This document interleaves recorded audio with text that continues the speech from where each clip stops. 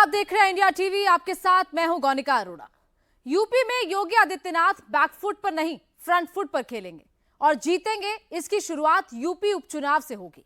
UP में हार का मंथन पूरा हुआ, चिंतन खत्म हुआ। अब योगी 27 के लिए तैयार हैं। यूपी में कहां पर कमी रह गई, किसने भीतरघात किया, किसने अपनों के वोट काटे, कहां पर बीजेपी गलती कर बैठी, पूरी रिपोर्ट आज योगी ने पढ़ी, कमियां भी बताई और अब क्या करना है यह भी समझाया। जो लोग सोच रहे थे कि यूपी में योगी कमजोर हो गए हैं, उनका ग्राफ डाउन हो गया है, पार्टी का कंट्रोल बदलेगा, आज उनकी सोच जरूर बदल गई। देखिए ये पूरी रिपोर्ट।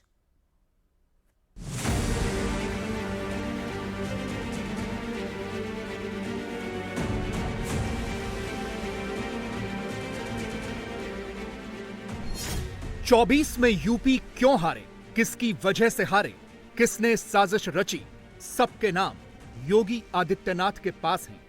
जो लोग उछल कूद करने का कुत्सित प्रयास कर रहे हैं, मुझे लगता है इनको दोबारा उछल कूद करने का अवसर ही नहीं मिल पाएगा।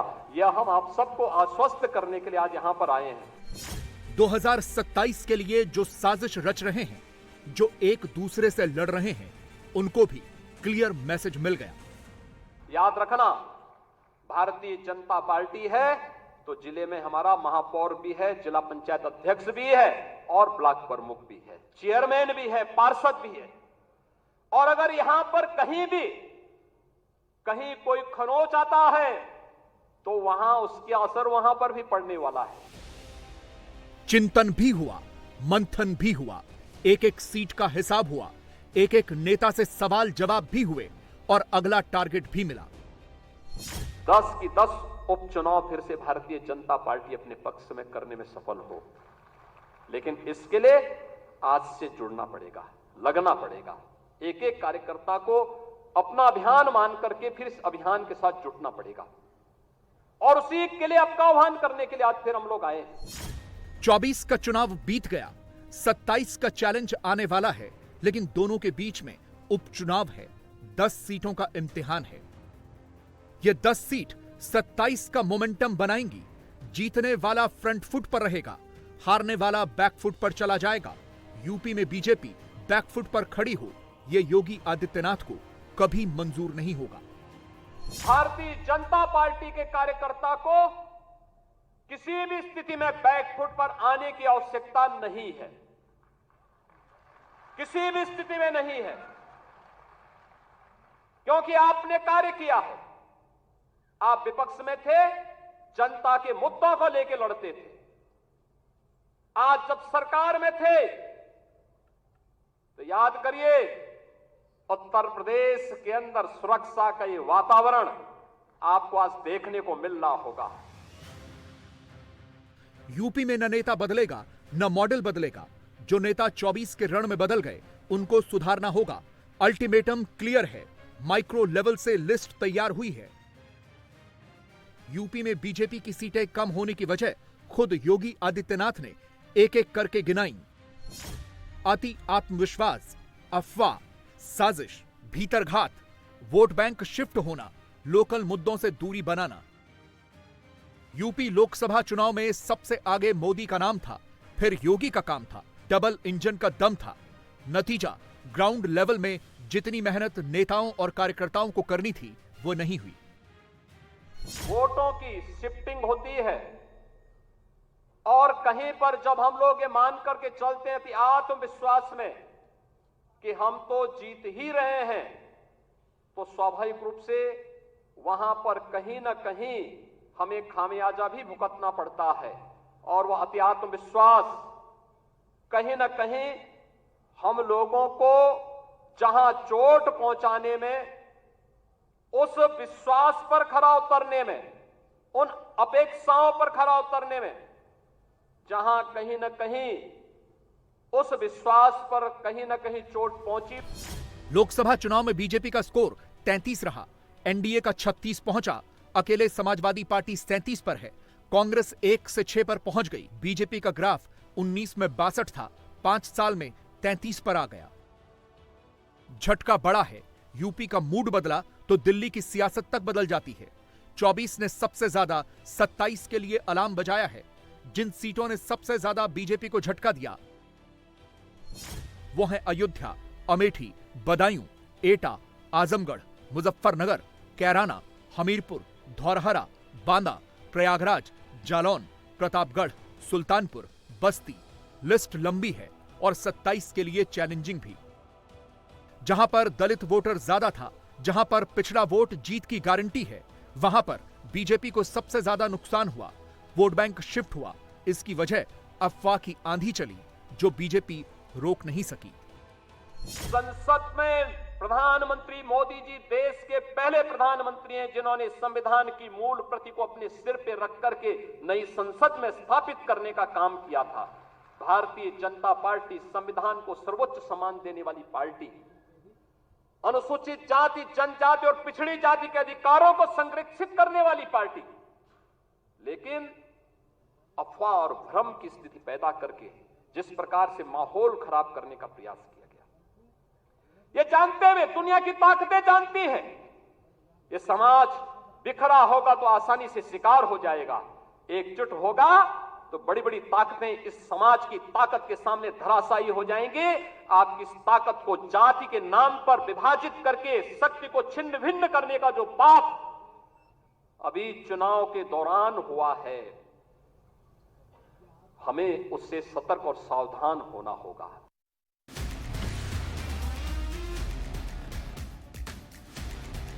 जो जीते हैं वो भी अपनी रिपोर्ट तैयार करके पहुंचे, जो हारे वो भी हार की वजह साथ लाए। मुजफ्फरनगर में संजीव बालियान 24,672 वोट से हारे। 2019 में 6,526 वोट से ही जीत सके थे। मुजफ्फरनगर में बीजेपी क्यों हारी, इस सवाल का जवाब संजीव बालियान तैयार करके लाए। हम तो सुनने के लिए आए हैं। सीनियर नेता है, क्या वजह रही चुनाव हारने की, क्या वजह मानते हैं? कौन कौन लोगों ने भीतर घात किया? अगर पता लग जाता तो चुनाव क्यों हारता भाई? इसके बाद पता लगा होगा। जनता ने वोट नहीं दिया तो चुनाव हार गए। आज इस मुद्दे भी यहाँ रखे जाएंगे, पूछेंगे तो रख देंगे। सबसे पूछा गया, सबका जवाब भी सुना गया और सबको समझाया सीधे योगी ने। आपके पास, सबके पास स्मार्टफोन है। सब लोग स्मार्टफोन पर अपने अपने ग्रुप के साथ काम भी करते हैं, एक दूसरे को मैसेज भी भेजते हैं, एक दूसरे की को शुभेच्छा भी देते हैं। लेकिन क्या कारण था कि जो षड्यंत्र हो रहे थे, जिस षड्यंत्र की आशंका दिखाई दे रही थी, उस षड्यंत्र को करने में वे विदेशी ताकतें और विरोधी सभी सफल हो गए। क्या कारण था? हम लोगों को इसके बारे में जागरूक होना पड़ेगा। आप एक राष्ट्रवादी मिशन के मजबूत स्तंभ हैं। बात साफ है, यूपी में आपसी मतभेद, मनभेद कुछ भी नहीं चलेगा। नेताओं को आपस में बात करनी होगी, लेकिन हर सीट पर हार का समीकरण अलग अलग है। मोहनलालगंज में बीजेपी 2014 जीती, 2019 में फिर जीती, 24 में 70,000 वोट से हार गई। यहां से मोदी सरकार के पूर्व मंत्री कौशल किशोर खड़े थे, इस बार हार गए। क्यों हारे, इसकी रिपोर्ट तैयार है। बीजेपी कार्यकर्ता क्या वाकई में उदासीन है सर? आपको लगता है मोहनलालगंज में ये स्थिति है, लखनऊ लोकसभा में ये स्थिति है? देखिए, सारे लोगों ने मेहनत किया है और मैं समझ रहा हूं कि जहां कहीं उदासीनता रही होगी, जिन लोगों के कारण, उसमें भ्रम में जनता ज्यादा फैली है। और एक से हम पिछले बार से केवल 33,000 वोट कम पाए हैं। पिछले बार हमको 6,30,000 वोट मिला था, इस बार 5,97,000 वोट मिला। केवल 33,000 वोट हमारा माइनस हुआ, और वो इसलिए माइनस हुआ कि लोगों ने भ्रम फैला दिया कि पिछड़ा और जो भी कमजोर तबके का है, शेड्यूल कास्ट है, वो वोट डालने नहीं पाएंगे। अगली बार कोई वोट नहीं डालने पाएगा, अगली बार वोट ही नहीं होगा। 400 सीटें जो मोदी जी मांग रहे हैं, तो ये इस तरीके का गलत प्रचार जो किया गया। कौशल किशोर का कहना है कि इंडी अलायंस के भ्रम ने वोटर्स को डरा दिया। बीजेपी का वोट बैंक टूटा है, दलित और पिछड़ा वोट छिटका है, अब दोबारा इनको जोड़ना है। राजूपाल की हत्या होती है प्रयागराज में, क्या राजूपाल पिछड़ी जाति के नहीं थे?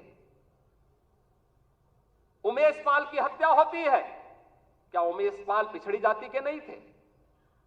भारतीय जनता पार्टी के विधायक कृष्णानंद राय की निर्मम हत्या हो जाती है, और कृष्णानंद राय के साथ गोलियों का शिकार होने वाले लोग कौन थे? एक रमेश पटेल थे, एक रमेश यादव थे, कोई अन्य पिछड़ी जाति का था। क्या इनको पिछड़ी जाति में नहीं मानते लोग? क्या क्यों नहीं इनके बारे में आवाज उठी? ये आवाज को तभी बल क्यों मिला जब भारतीय जनता पार्टी की सरकार हुई। और आज आप देखते होंगे इन माफियाओं के लिए फातिया पड़ने वाले लोग किस प्रकार से चिल्ला चिल्ला करके फिर से चुनौती देने की स्थिति में आए हैं। ओबीसी में कई जाति हैं जिनकी आबादी अलग अलग है। यूपी में यादवों के बाद ओबीसी में कुर्मी कोरी सबसे ज्यादा हैं। 2024 में 61% कुर्मी कोरी ने एनडीए को वोट दिया, जबकि 2019 में यह आंकड़ा 80% था। इस बार अन्य ओबीसी का 59% वोट बीजेपी प्लस को मिला, जबकि पिछली बार 72% ने कमल का बटन दबाया था। यादवों की बात करें तो इस बार सिर्फ 15% एनडीए के साथ खड़े थे। 19 में 23% यादवों ने बीजेपी का साथ दिया था। बीजेपी की महाबैठक राम मनोहर लोहिया विधि विश्वविद्यालय में हुई। राम मनोहर लोहिया की विचारधारा को लेकर समाजवादी पार्टी की शुरुआत हुई, लेकिन सपा अब कितनी बदल गई, लोहियावाद क्या है, ये योगी ने बताया। डॉक्टर लोहिया की विरासत को संभालने वाले लोग, जिस डॉक्टर लोहिया ने कहा था कि भारत की पहचान 3 महापुरुषों पर है, उन्होंने कहा था कि भारत तब तक भारत है जब तक भारत के अंदर राम, कृष्ण और शिव की पूजा होगी, तब तक भारत का कोई बाल बांका नहीं कर सकता है। और राम, कृष्ण और शिव की इस परंपरा को क्या इन समाजवादियों ने कलंकित नहीं किया था? क्या अयोध्या को लहूलुहान नहीं किया था? और क्या यही कार्य ये लगातार नहीं करते रहे? वोट बैंक को दोबारा जोड़ने के लिए बीजेपी नेताओं ने डीपीए पर काम करना शुरू कर दिया है। डीपीए यानी दलित, पिछड़ा और अगड़ा। इसी लाइन पर चलकर अखिलेश 5 से 37 पर पहुंच गए हैं। बीजेपी की मंथन बैठक में अखिलेश यादव का जिक्र भी हुआ, उनको सलाह भी दी गई। अखिलेश यादव जी, मैं आपको सावधान कर रहा हूं कि कांग्रेस भस्मासुर है और बहुत ही जल्दी आपको ठिकाने लगाने का काम करेगी। कांग्रेस की नजर में आपके मुस्लिम वोट पर है। कांग्रेस की सोच और उनकी कार्यशैली, लोकतंत्र की कोई गुंजाइश नहीं है। कांग्रेस का एक इकोसिस्टम है जो हारने वालों को जीता हुआ बताकर जीतने वालों पर प्रश्न खड़े करता है। 13 राज्यों में देश के आज कांग्रेस पार्टी शून्य है। कांग्रेस पार्टी जहां भी जीतती है वह अपने वोटों से नहीं जीतती, बल्कि दूसरे दलों के समर्थन से, सहयोग से जीतती है। मुस्लिम वोट बैंक के चक्कर में ममता ने कांग्रेस से बंगाल में हाथ नहीं मिलाया। कांग्रेस और टीएमसी अलग अलग लड़ी थी, लेकिन जब अखिलेश को बीजेपी ने सलाह दी तो अखिलेश पॉजिटिव नेगेटिव वाली थ्योरी समझाने लगे। हालांकि भविष्य की चिंता उनको भी है। तभी महाराष्ट्र चुनाव में अखिलेश अभी से सीट समझौता चाहते हैं, कांग्रेस से वादा चाहते हैं। उसके बाद यूपी में सेकंड फेज की साझेदारी आगे बढ़ेगी। बीजेपी को यकीन है उपचुनाव के बाद और 27 के चुनाव से पहले समाजवादी पार्टी और कांग्रेस के बीच में मुस्लिम वोट वाली जंग शुरू होगी। कांग्रेस का अकेले जहां चुनाव लड़ी है वहां इसका स्ट्राइक रेट है 26%, और जहां ये अन्य दलों के साथ चुनाव लड़ी है वहां इसका स्ट्राइक रेट है 50%। यानी कांग्रेस पार्टी आज परजीवी पार्टी हो गई है। अपने पर खड़ी नहीं है, अपने वोट पर खड़ी नहीं है, ये दूसरों के वोट पर, अंग्रेजी में इसको कहते हैं पैरासाइट। और आप यहां परजीवी पार्टी यानी लता की तरह किसी पेड़ के साथ चिपक करके खड़े होने की बात करती है। और यह भी हमको ध्यान में रखना चाहिए कि यह पार्टी दूसरों के सहारे खड़े होकर के उन पार्टियों को कमजोर कर देती है और खुद खड़े होने का प्रयास करती है। ये कांग्रेस पार्टी का चाल चरित्र है, ये भी हमको ध्यान में रखना चाहिए। 2017 यूपी विधानसभा चुनाव के बाद सपा और कांग्रेस का गठबंधन टूट गया था। 2019 लोकसभा के बाद सपा और बीएसपी का अलायंस ब्रेक हो गया था। हर बार वजह वोट बैंक ही था, मुस्लिम वोट बंटेगा, इसलिए बीजेपी हिंदू वोट को एक करने में लगी है। सड़कें खाली हो जाती थी, सूनी हो जाती थी। आज मुहर्रम आयोजित हो रहा है, इसका पता भी नहीं लग रहा है। ताजिया के नाम पर घर तोड़े जाते थे। पीपल के पेड़ काटे जाते थे, सड़कों के तार हटाए जाते थे, पुल तोड़ दिए जाते थे। आज कहा जाता है किसी गरीब की झोपड़ी नहीं हटेगी। आज कहा जाता है कोई तार नहीं हटेगा। आज कहा जाता है कि सरकार नियम बनाएगी, पर्व और त्योहार मनाना है तो इन नियमों के अंतर्गत मनाओ और नहीं तो अपने घर में बैठ जाओ। ये मनमानापन नहीं चल सकता है। हिंदू वोट बैंक को मजबूत करना होगा तो जाति फैक्टर को डाउन करना होगा। 24 के रण में राजपूत नाराज हो गए, ये लाइन बहुत चली थी और सिर्फ कहने को नहीं चला बल्कि इसका इंपैक्ट भी नजर आया। अब कार्यकर्ता नाराज हैं, विधायक नाराज हैं, ये वाला नैरेटिव शुरू हो गया है। लेकिन सर चर्चा होती थी कार्यकर्ता नाराज, अब तो लग रहा है विधायक नाराज हैं, पूर्व मंत्री नाराज हैं, सरकार के खिलाफ ही बोले पड़े हैं। नहीं, आदरणीय प्रधानमंत्री जी के कुशल नेतृत्व में और यहाँ आदरणीय योगी जी के नेतृत्व में लगातार जो लोक कल्याण के कार्यक्रम हैं उन्हें फोकस करते हुए भारतीय जनता पार्टी आगे बढ़ रही है। और मैं कह सकता हूँ उसी का परिणाम है कि लगातार 63-64 साल बाद तीसरी बार आदरणीय प्रधानमंत्री श्री नरेंद्र मोदी जी ने प्रधानमंत्री पद की शपथ ली है। नाराजगी सब खत्म हो गई? मतलब नाराजगी होती तो इतना शानदार परिणाम आता, क्या तीसरे बार प्रधानमंत्री बनते? उत्तर प्रदेश में हालत खराब हो गई सर, उत्तर प्रदेश में हालत खराब हुई सर। नहीं, ऐसा आप नहीं कह सकते। मैं ये कह सकता हूँ कि लगातार हर चुनाव का अलग अलग ट्रेंड होता है और हर चुनाव से कार्यकर्ता सीखता भी है और नए सिरे से फिर नए जोश के साथ लगता है। बदलापुर के विधायक रमेश मिश्रा की नाराजगी वाला वीडियो वायरल हुआ था। दिल्ली में आकर सफाई दी थी, लेकिन लखनऊ में मंथन बैठक में नहीं पहुंचे।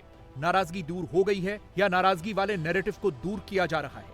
यूपी में बीजेपी के अंदर भी एक्शन जारी है, इसका ऐलान भी हुआ। भारतीय जनता पार्टी है तो जिले में हमारा महापौर भी है, जिला पंचायत अध्यक्ष भी है और ब्लॉक प्रमुख भी है, चेयरमैन भी है, पार्षद भी है। और अगर यहां पर कहीं कोई खरोंच आता है तो वहां उसका असर वहां पर भी पड़ने वाला है। और इसीलिए अभी से इसकी तैयारी में जुटना होगा। एक एक व्यक्ति को जुटना पड़ेगा, ब्लॉक प्रमुख हो या चेयरमैन, महापौर हो या जिला पंचायत अध्यक्ष, विधायक हो या विधान परिषद सदस्य, लोकसभा के हमारे माननीय सांसद हो या फिर राज्यसभा के माननीय सांसद, इन सबको संगठन के साथ बेहतरीन तालमेल बना करके, संगठन जिसको तय करे उसके साथ खड़ा होकर के प्राणपण से जुट करके कमल चुनाव चिन्ह को विजयी बनाने के संकल्प के साथ अगर हम आगे बढ़ेंगे तो आपका भी सम्मान होगा, सर्वत्र सम्मान भी मिलेगा। और जो लोग उछल कूद करने का कुत्सित प्रयास कर रहे हैं, मुझे लगता है इनको दोबारा उछल कूद करने का अवसर ही नहीं मिल पाएगा। यह हम आप सबको आश्वस्त करने के लिए आज यहां पर आए हैं। योगी आदित्यनाथ ने मंथन के बाद उपचुनाव का बिगुल बजा दिया है। हर कार्यकर्ता को काम सौंप दिया है, बता दिया यूपी में नेता योगी ही रहेंगे, नतीजा भी 22 वाला ही रहना चाहिए।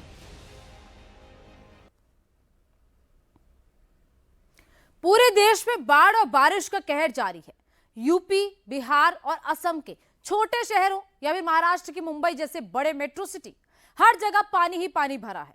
लगातार हो रही बारिश के कारण नदियां उफान पर हैं, नाले ओवरफ्लो हो रहे हैं, सड़कों पर कई फुट पानी जमा है, रिहायशी मकान और स्कूल डूबे हुए हैं। और ये बर्बादी अभी थमने वाली नहीं है, क्योंकि मौसम विभाग ने देश के 16 राज्यों में भारी बारिश का अलर्ट जारी किया है। ऐसे में अगर आप सड़क पर निकल रहे हैं तो पूरी सावधानी और पूरी तैयारी के साथ निकलें, क्योंकि अब मौसम बदल जाएगा। अब पानी सब कुछ बहाने के लिए आ जाएगा। इसका अंदाजा लगाना मुश्किल है। देश में मौसम कैसे तबाही मचा रहा है, कैसे पानी अपनी मनमानी कर रहा है, सब कुछ इस रिपोर्ट से समझिए।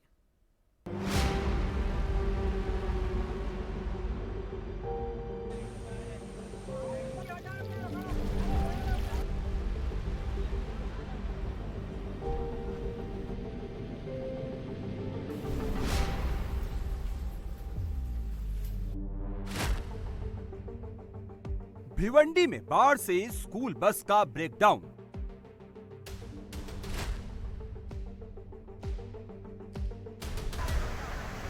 हरदोई में सैलाब ने लगाया लॉकडाउन।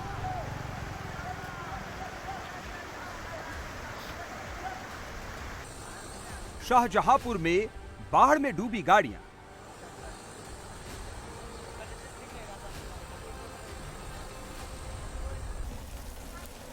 टोंक की सड़कों पर सैलाब का कब्जा।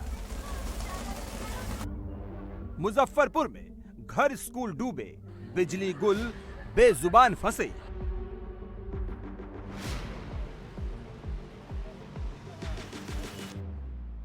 देश के कई राज्यों में आसमान से पानी आफत बनकर बरस रहा है। पहाड़ से लेकर मैदान तक पानी ने हाहाकार मचाया हुआ है। मूसलाधार बारिश और बेकाबू बाढ़ कहर बरपा रही है। यूपी से लेकर महाराष्ट्र तक जल से जंग जारी है। सबसे पहले आपको महाराष्ट्र की तस्वीरें दिखाते हैं। मुंबई और आसपास के इलाके में मौसम विभाग ने बारिश का येलो अलर्ट जारी किया है, तो वहीं ठाणे, रायगढ़, पालघर के इलाकों में रुक रुक कर बारिश हो रही है। भिवंडी में कई इलाके पानी में डूबे हैं। बस्तियों, कॉलोनियों में पानी भरा है। लोगों के घर भी सैलाब का कब्जा है। सड़कों पर घुटनों तक पानी है। लोगों को आवाजाही में भारी परेशानी का सामना करना पड़ रहा है। मुंबई से सटे भिवंडी में एक और तस्वीर सामने आई है। लगातार बारिश की वजह से एक बस पार्किंग एरिया में फंस गई। आमतौर पर तेज बारिश होने पर यह पूरा इलाका पानी से भर जाता है। लोगों के लिए फुट ओवर ब्रिज को भी बंद करना पड़ा, क्योंकि इस इलाके में कामवारी नदी का पानी भर जाता है।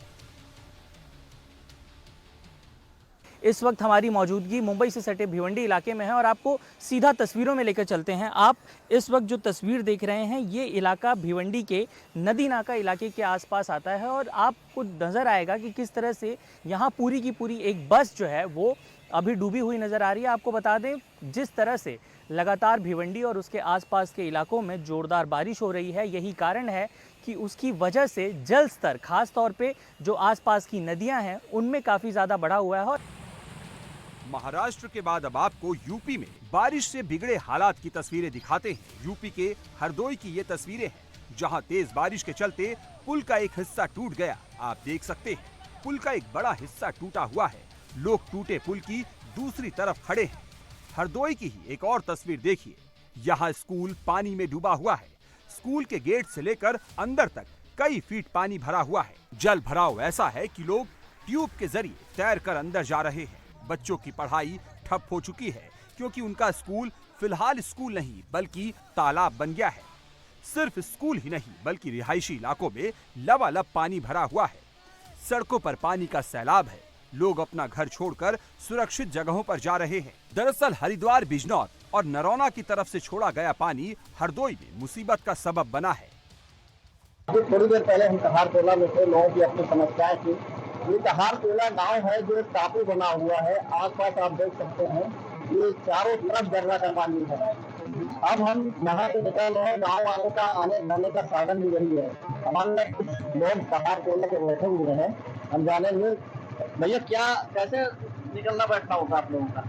ये एकमात्र मोटर बोट है, एकमात्र यही साधन है यहाँ से आवागमन का। इसके अलावा यहाँ से लगभग 1.5 किलोमीटर 2 किलोमीटर तक कंटिन्यू पानी भरा हुआ है।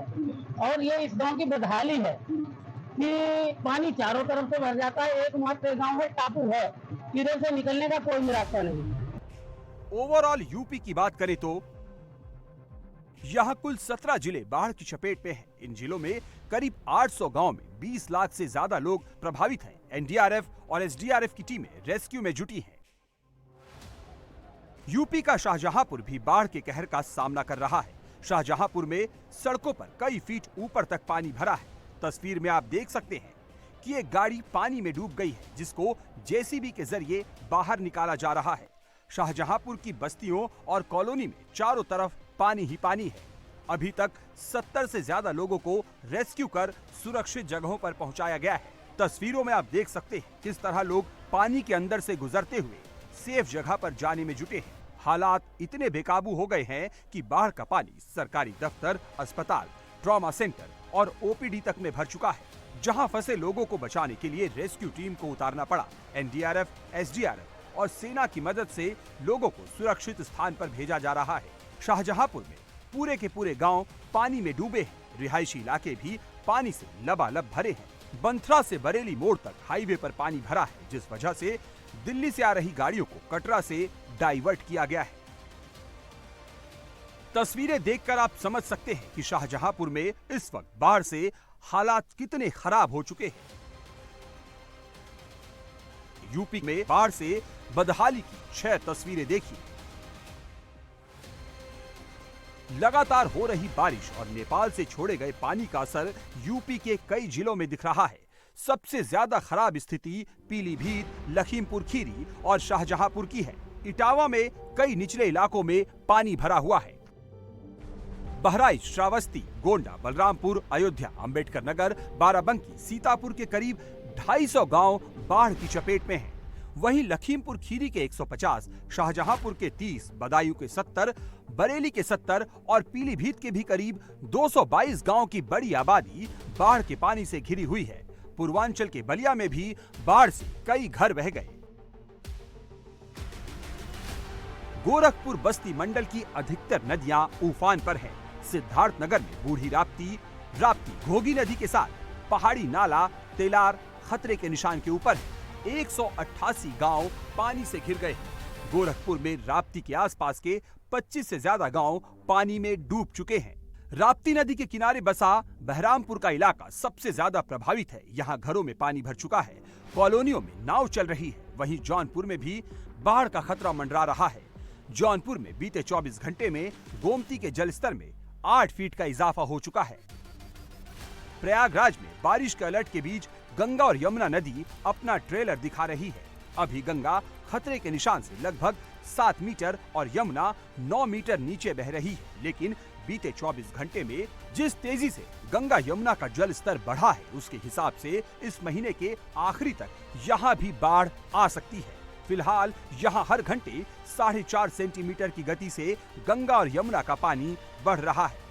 इस स्तर पर जो हमें ध्यान देना है कि हम सबसे पहले अपने जो भी यहाँ पर 2 तरीके से इसको देख रहे हैं। एक तो ये है कि शहर में वाटर लॉगिंग की स्थिति न बने, और दूसरा नदी का पानी हमारे शहरी क्षेत्र में अगर शहरी या ग्रामीण क्षेत्र में जाए तो उसके लिए हम संसाधनों का सम्यक इस्तेमाल कर सकें। तो शहरी क्षेत्र में हमारे जो बक्सी बांध है, चाचर नाला है, गऊ घाट है, मोरी गेट है, ये सारे जितने भी ये बाढ़ खंड के जितने भी हमारे पंपिंग स्टेशन और स्लूज गेट हैं, हम इनकी तैयारी देख चुके हैं और ये सब चालू हालत में है और इसका नियमित निरीक्षण कर रहे हैं। 24/7 इस तरह से हमने ड्यूटी वहां लगा रखी है। यूपी को फिलहाल बाढ़ से राहत मिलती नहीं दिख रही। यहाँ की नदियों का पानी आबादी वाले इलाकों तक पहुँच रहा है।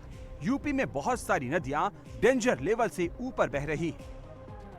शाहजहांपुर में रामगंगा नदी 0.200 मीटर तो अयोध्या में सरयू खतरे के निशान से 0.010 मीटर ऊपर है। बलिया में घाघरा, सिद्धार्थनगर और गोरखपुर में राप्ती, महाराजगंज में रोहिन और गोंडा में क्वानो नदी का जल स्तर काफी ऊपर है।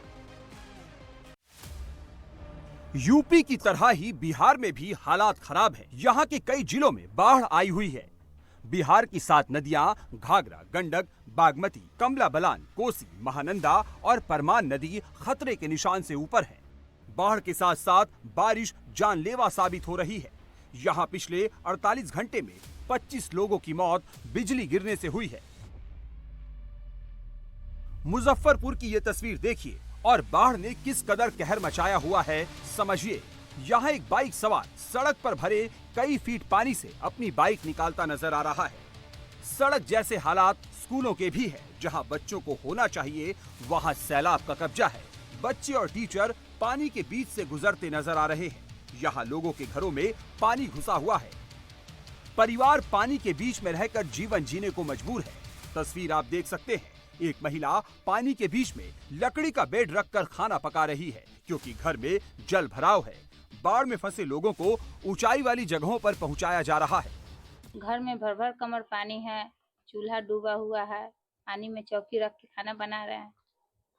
कीड़ा मकोड़ा का भी डर लग रहा है। सब चीज का डर है, सांप उप का डर लगता है, मगर क्या करें। देखिए ना, पानी का बढ़ाव तो बहुत तेजी से हो रहा है। जब विद्यालय आए हम लोग, सभी स्टाफ, बच्चे लोग भी आए तो गेट पर देख रहे हैं बहुत पानी है, तेज से बढ़ रहा है पानी। इसलिए हम अपने विभाग को सूचना दे दिए हैं, जब विद्यालय में पानी आ गया है, बच्चे सबको कैसे पठन पाठन होगी। तो वहाँ से आदेश हुआ, नहीं बच्चे को छोड़ दीजिए, जो तेज बहाव है पानी का तो आप नहीं क्लास दीजिए, बंद कर दिया जाए, क्योंकि बच्चा सुरक्षित रहेगा तब तो जान है तो जहान है। तो इसलिए हम लोग विद्यालय के पठन पाठन को स्थगित कर दिया गया है। बिहार के 15 जिलों पर बाढ़ का असर हुआ है। करीब 2000 गांवों में पानी भरा है और 30 लाख से ज्यादा लोग कुदरत के प्रकोप से प्रभावित हैं। बाढ़ की वजह से असम के हाल सबसे बेहाल है। डूबे हुए घर, टूटे हुए पुल, पानी में लबालब भरे गांव गलियां और खेत खलिहान, पलायन को मजबूर लोग, ऐसी ही तस्वीरें असम से सामने आ रही है। बाढ़ का सबसे ज्यादा असर मोरी गांव में दिखा है। यहाँ हर तरफ सिर्फ पानी ही पानी है। लगातार हो रही बारिश की वजह से ब्रह्मपुत्र नदी का जल स्तर उफान पर है। हालात ये है कि लोगों को ब्रिज के ऊपर अपना आशियाना बनाना पड़ा है। किसानों की फसल बर्बाद हो चुकी है, घर का सामान तबाह हो गया है। प्रशासन से जो मदद मिल रही है वो पर्याप्त नहीं है। अभी हम लोग यहाँ 15 दिन का ऊपर हो गया। अभी भी हम लोग का घर में पानी घुसा हुआ है। हम लोग का पानी घुस के बहुत कुछ डैमेज हो रहा है। अभी तक चावल, दान वगैरह हम लोग का जितना सामान है अभी यहाँ पर ही है। दलंग में रहता है हम लोग, अभी बहुत कुछ डैमेज हुआ है। समस्या है, हम लोग काम वन में नहीं जाता है।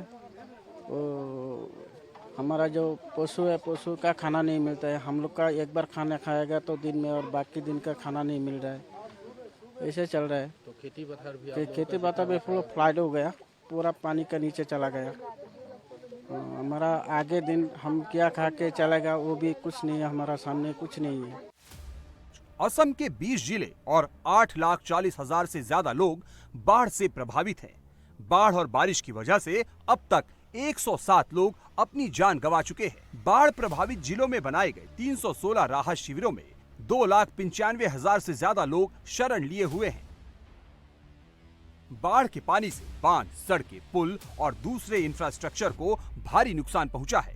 ब्रह्मपुत्र नदी निमाटी घाट, तेजपुर, ढिंग और धुबरी में खतरे के निशान से ऊपर बह रही है। उधर राजस्थान में भारी बारिश का दौर जारी है। सुबह टोंक में करीब 1 घंटे तेज बारिश हुई, जिसके बाद वहां की सड़कें दरिया बन गई। दुकानों, घरों में 2-2 फीट तक पानी घुस गया। पानी की रफ्तार इतनी तेज थी कि उसके सामने जो आया पानी उसे बहाता चला गया। टोंक के अलावा जोधपुर और जयपुर में भी बारिश हुई। लगातार हो रही बारिश की वजह से बीसलपुर बांध में पानी बढ़ने लगा है। पिछले 24 घंटे में 65 मिलीमीटर तक बारिश हुई है। अगले 48 घंटे में राजस्थान के 26 जिलों में बारिश का अलर्ट जारी किया गया है। राजस्थान के बाद आपको गुजरात लिए चलते हैं। वलसाड की ये तस्वीर देखिए। लगातार हो रही बारिश का साइड इफेक्ट दिख रहा है। घरों में पानी भरा है, सड़कें समंदर में तब्दील हो गई है। वलसाड की तरह ही नवसारी के हालात बहुत अच्छे नहीं है। यहाँ भी सड़कों पर लबालब पानी है, जिसकी वजह से लोग घरों में ही कैद हो गए हैं। लगातार हो रही बारिश से अभी राहत मिलने की उम्मीद नहीं है। मौसम विभाग ने महाराष्ट्र, केरल, कर्नाटक, गोवा के लिए रेड अलर्ट जारी किया है, यानी यहाँ बहुत भारी बारिश की संभावना जताई गई है। इसके अलावा एमपी, गुजरात, यूपी, छत्तीसगढ़ में येलो अलर्ट जारी किया गया है। बिहार, पश्चिम बंगाल में भी बारिश का अनुमान है।